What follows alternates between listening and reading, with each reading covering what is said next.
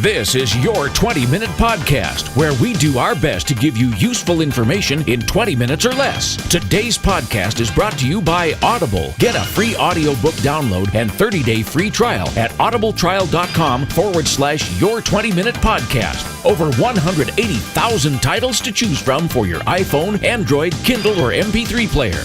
Now, here's your host, David Brower.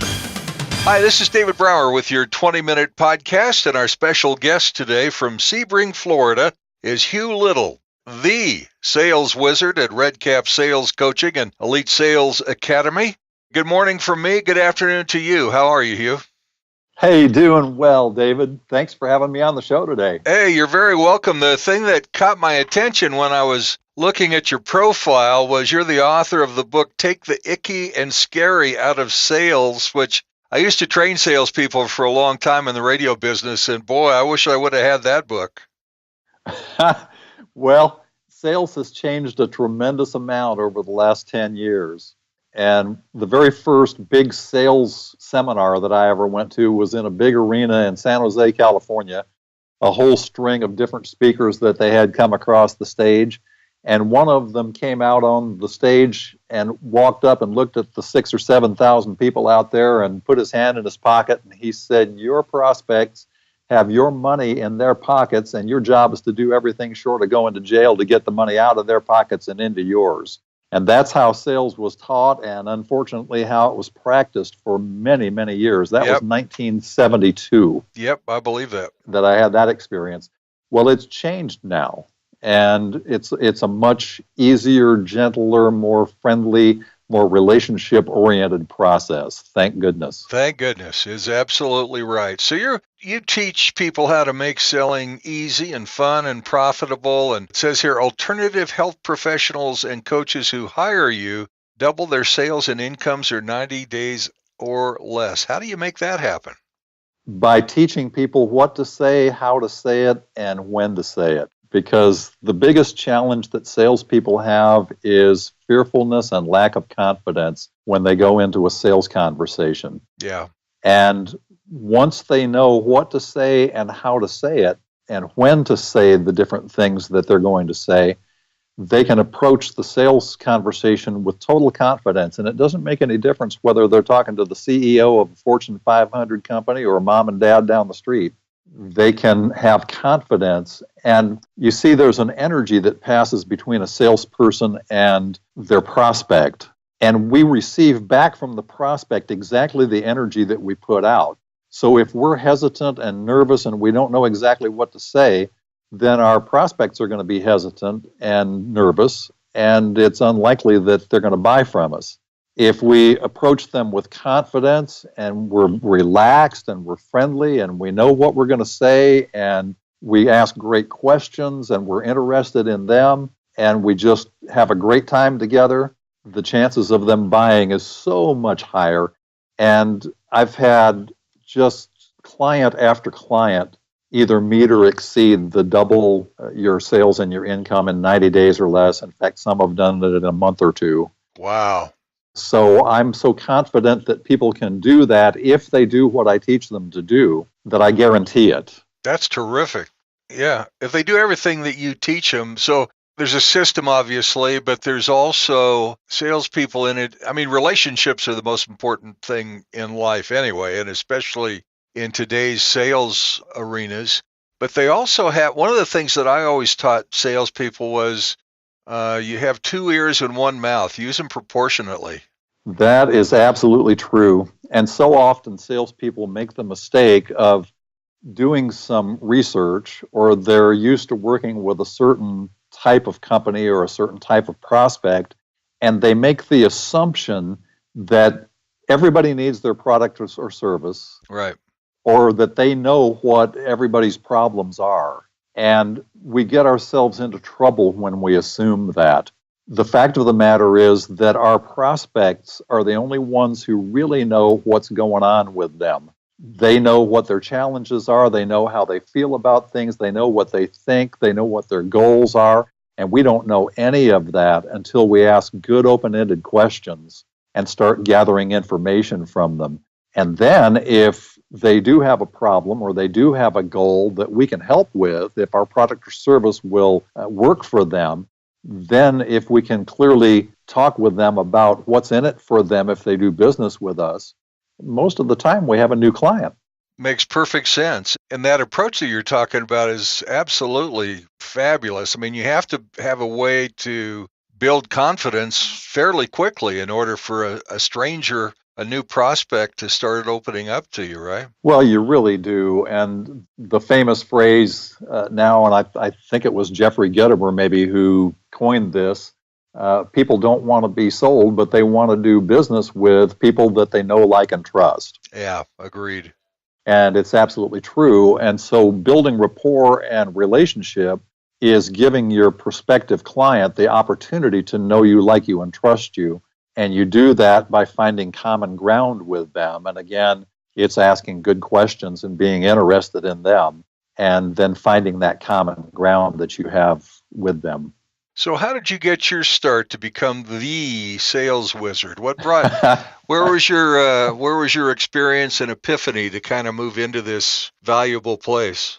Well, of course, the name The Sales Wizard is one that I gave myself. And it might strike some people as arrogant, but really it's exactly the opposite.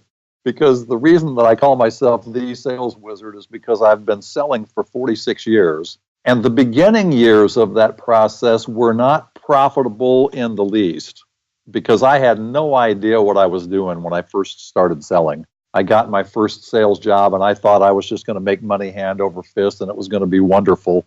And what I found out very, very quickly is I didn't have the foggiest notion of how to sell. And I went through quite a long period of time where I heard no almost all the time. And the only thing that I had going for me was that I refused to quit. So I learned the process as I went along, and then I got some mentors that helped me along the way, and I learned more and more, and finally I got absolutely tremendous at it. And now the people that I work with can become sales wizards in their own right without going through all of the pain and agony and no's and frustration and disappointment and all of the stuff that I had to go through at the beginning of my career in order to learn how to sell properly. They can, in a very short period of time, 90 days or less, they can get absolutely tremendous at the process of selling. Well, having those mistakes, as you look back, having those mistakes is really what helped make you the wizard now, right? Well, what people learn when they work with me is not just stuff out of a textbook or a college course or somebody's program that they set up. They're getting real life experience that came from being out in the field year after year and selling a variety of different products and services over the years. So I teach what I learned from experience, and also the things that I learned from mentors and from books and from CDs and DVDs and all those kinds of things. So you're always learning, I would assume. Actually, I have a sales coach. Good. That I work with. and yeah, you gotta stay on the cutting edge. If you're teaching other people, you've got to continually learn and grow so that you can pass those things along to the people that you're teaching.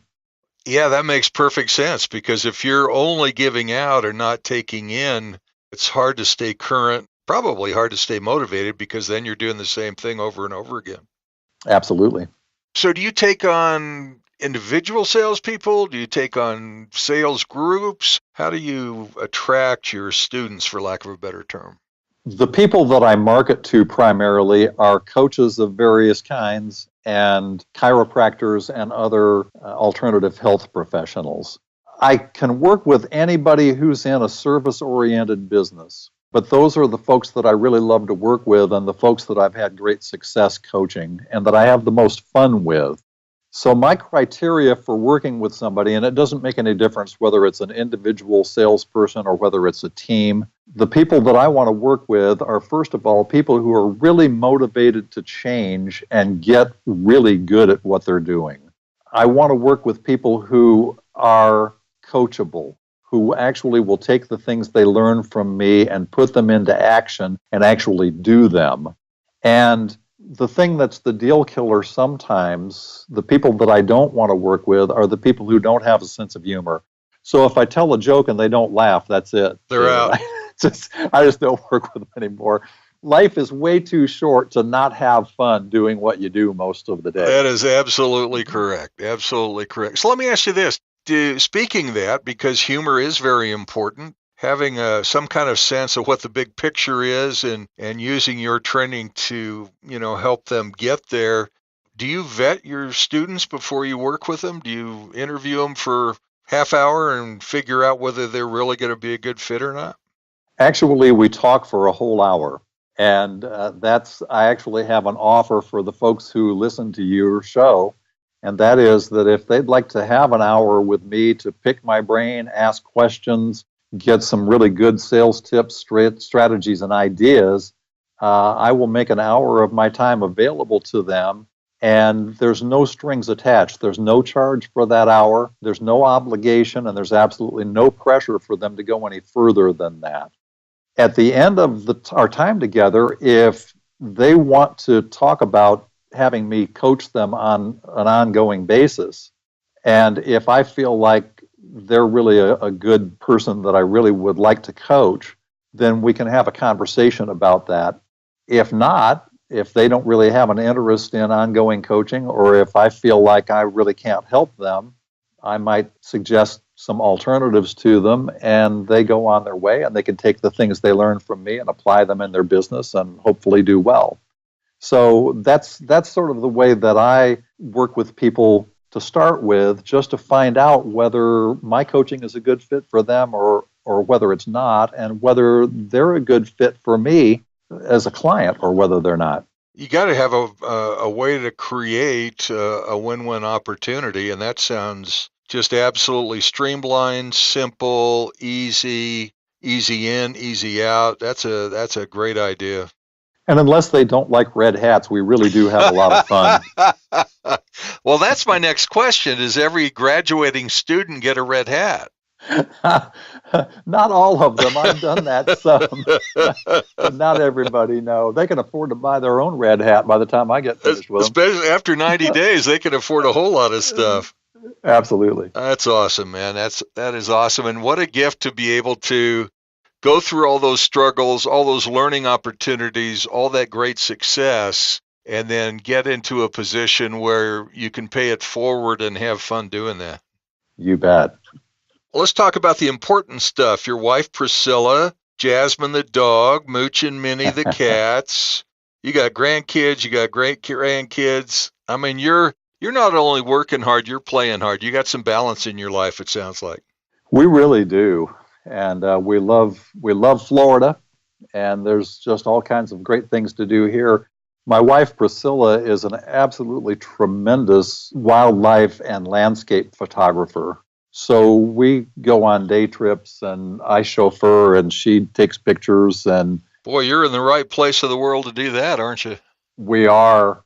Over Christmas break, we were over on Sanibel Island for a few days and went to the bird sanctuary there. And Priscilla had been trying for 5 years to get a picture of a roseate spoonbill, which is a pink bird, kind of like a flamingo. Okay. Never had been able to get a picture of one, and she got a picture of one rising up out of the water from the back. Gosh.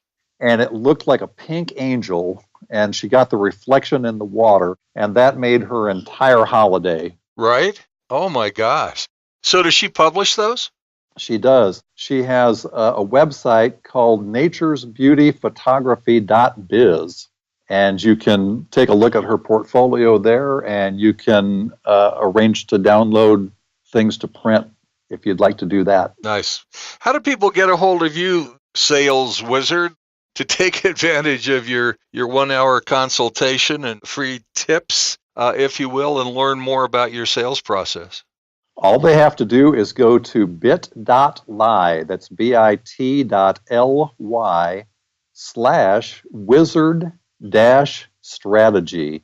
And that's my calendar. Nice. And they can just find a time that's available that works for them and schedule it for themselves. And I'll be there to have a chat with them virtually and talk about their business and their sales. Great. Repeat that. bit.ly/wizard-strategy. Awesome. That is terrific. Well, it's such fun to talk to great salespeople and sales trainers, and you certainly are the sales wizard, and I'm glad you wear that, pardon the pun, I'm glad you wear that hat proudly. So you're not affiliated with the Red Hat Society, I assume? No, sir, but anytime that I go in a restaurant and they're there, I go over and say hello, and they always invite me to join in. Nice. As long as they don't ask you to put on the purple dress. That's right. Well, David, I really appreciate you having me on the show today, and I want all of your listeners to remember that a salesperson's job is not to talk people into doing what the salesperson wants them to do. It's to help your prospect do what they want to do. Well said. And don't forget, folks, he's the author of Take the Icky and Scary Out of Sales, which is available in paperback or Kindle versions at Amazon.com. Hugh, thank you so much. Have a very enjoyable rest of your week. Thanks, David. This was a ton of fun. I appreciate it. Until next time, don't forget to download your free audiobook at audibletrial.com/your 20-minute podcast. That's audibletrial.com/your 20-minute podcast for your free audiobook. And thanks for listening to Your 20-Minute Podcast with David Brower.